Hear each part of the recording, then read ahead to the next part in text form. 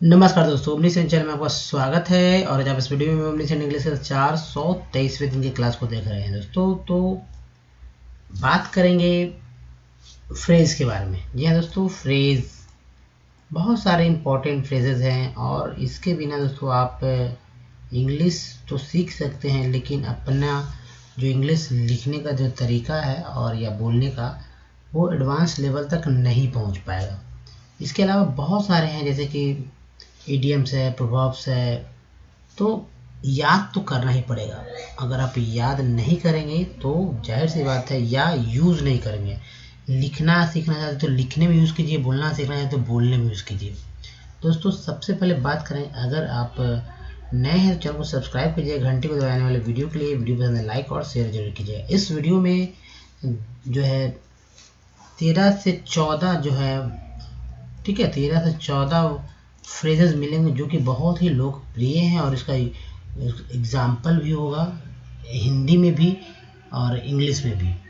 तो आइए शुरू करते हैं। और दोस्तों सबसे पहले बात करते हैं, अगर आप नए हैं तो चैनल को सब्सक्राइब करते ही हैं, लेकिन ओमनीसेंट इंग्लिश अगर यूट्यूब पे आप मतलब लिखते हैं ओमनीसेंट इंग्लिश तो सर्च में ये सबसे पहले आएगा और आप सारे वीडियो आप देख सकते हैं डे 1 से। साथ साथ अगर राइटिंग स्किल की बात की जाए या स्पोकन स्किल की, तो मैंने बताया ही, जैसे कि आप बेसिक वर्ड ले लीजिए। जी हाँ दोस्तों, बेसिक वर्ड का एक लिस्ट तैयार कीजिए, अपना जो आप दिन भर जो यूज़ करते हैं उसका बेसिक वर्ड का लिस्ट, जो कि मैंने पहले से ऑलरेडी बना रखा है। उसके बाद इसे डेली यूज वर्ड्स भी बोलते हैं।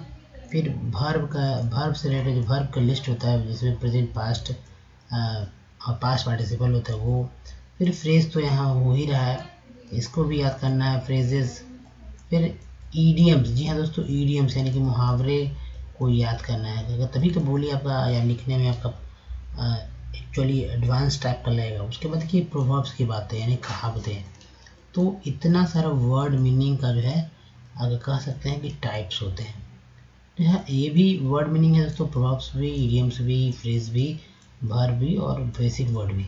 सबको आपको ध्यान में रखना है, सबका यूज़ करना है, तभी आप उसको सीख पाएंगे। सब कुछ सीखेंगे और विद इजी स्टेप दोस्तों, क्योंकि यहाँ पे बहुत ही सरल तरीके से बताया जाता है। तो ये फ्रेजेस का क्लास चल रहा है। और देखिए पहला जो फ्रेज हमारा है, for fear of. For fear of इसका हिंदी पे ना जाए, क्योंकि ये फ्रेज है और इसका मायने ही अलग बदल जाता है। जैसे देखिए फॉर फियर ऑफ मतलब होता है हिंदी अर्थ में डर के मारे। जी हाँ दोस्तों, होते हैं ना डर के मारे, तो उसकी तो सांस ही रुक गई।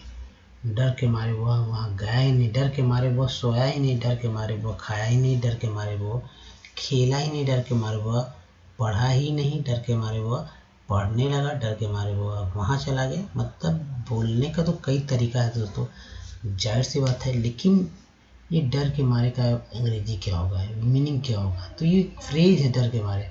इसके लिए फेयर ऑफ को याद रखिएगा, ठीक है, फेयर ऑफ। तो फोर फियर ऑफ है डर के मारे।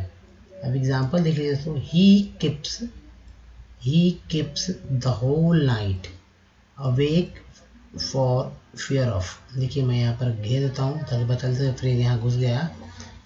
Fear, for fear of Roberts, ठीक है, रॉबर्ट्स यानी कि डकैत। अब हिंदी भी देख लीजिए कि वह डकैतों के डर से, वह डकैतों के डर से रात जागकर बिता देते हैं। कहीं कहीं ऐसा भी होता है, तो वह डकैतों के डर से रात जागकर बिता देते हैं। चलिए नेक्स्ट देखते हैं। तो फ्रेज हमारा है फॉर गुड। ये दोस्तों फॉर गुड हिंदी अर्थ हो जाएगा सदा के लिए। क्या हो जाएगा? सदा के लिए। अब फॉर ऑलवेज होता तो आपको लगता कि भाई सदा के लिए ठीक है, लेकिन ये फ्रेज है तो ऐसे ही आएंगे, याद रखिएगा, सदा के लिए। एग्जाम्पल है तो the Britishers left India for good, या द इंग्लिश, या इंग्लिश मैन कह सकते, the English left India for good, ऐसे भी लिख सकते हैं ब्रिटिशर्स की जगह।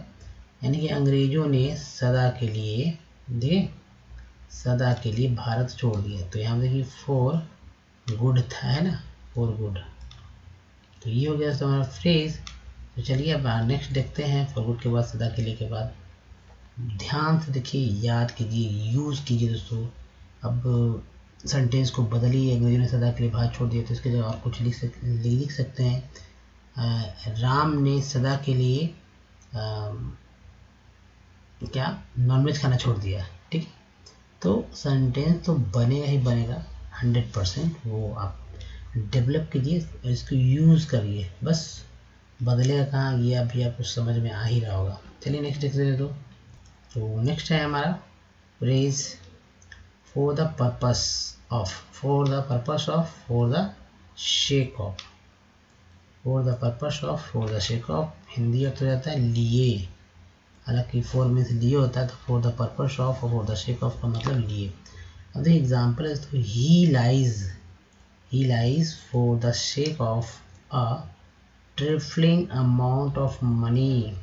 हिंदी में दोस्तों आप ये समझिए कि वह एक छोटी रकम के लिए झूठ बोलता है, ठीक है। ही lies for the sake of, ये हो गया फॉर द शेक ऑफ, ये वाला हमारा हो गया फॉर द शेक ऑफ, ठीक है, फॉर द शेक ऑफ। आप इसकी जगह फॉर द पर्पस ऑफ भी लिख सकते थे। ट्रिफलिंग अमाउंट ऑफ मनी यानी कि वह एक छोटी रकम के लिए झूठ बोलता है। चलिए नेक्स्ट देखते हैं। तो और ये हमारा थर्ड है फ्रेज हमारा for the time being, for the time being Hindi अर्थ है थोड़े समय के लिए, ठीक है, थोड़े अवधि के लिए, थोड़े काल के लिए, एक ही बात है, काल दीजिए अवधि दीजिए, जो समझना है तो समझ सकते हैं।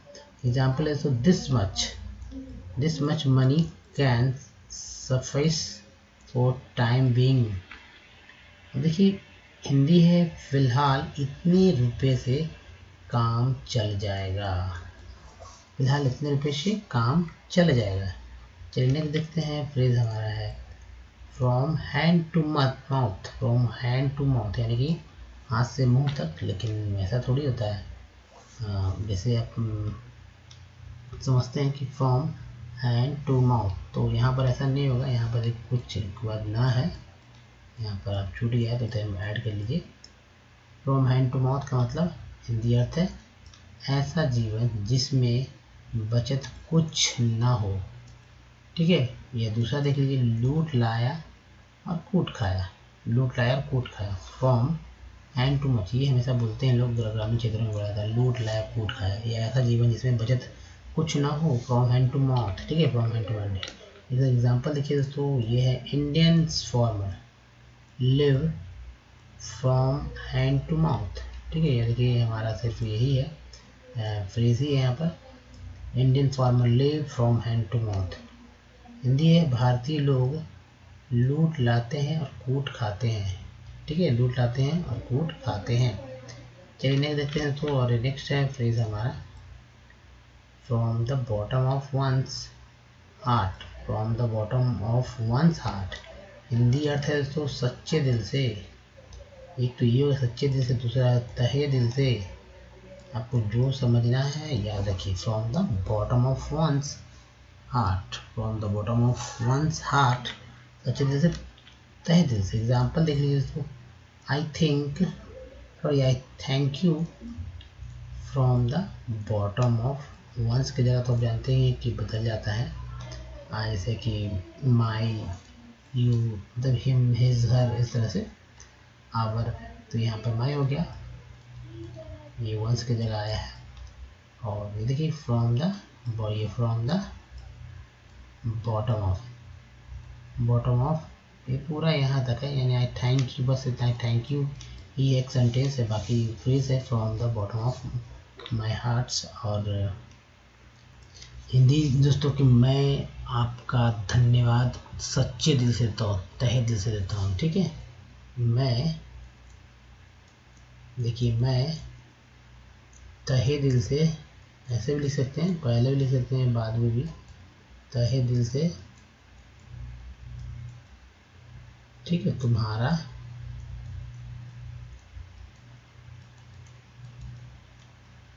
धन्यवाद, ठीक है, धन्यवाद